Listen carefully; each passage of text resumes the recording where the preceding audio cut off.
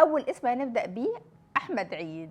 أحمد عيد ممثل موهوب جدا وعنده حس ساخر بيعتمد على الكوميديا الهادية والسخرية السياسية والاجتماعية بعيد عن المبالغة، وعشان كده لما ظهر في السينما الناس شافت فيه لون جديد. لكن النجاح الفني مش دايما معناه نجاح تجاري. خاض أحمد عيد أكتر من تجربة بطولة مطلقة، من بينها أنا مش معاهم وليلة سقوط بغداد وياباني أصلي. الأفلام دي كانت بتحاول تقدم كوميديا مختلفة، وبعضها كان فيه إسقاطات سياسية جريئة جدا بالنسبة لوقتها. لكن شباك التذاكر كان له رأي تاني.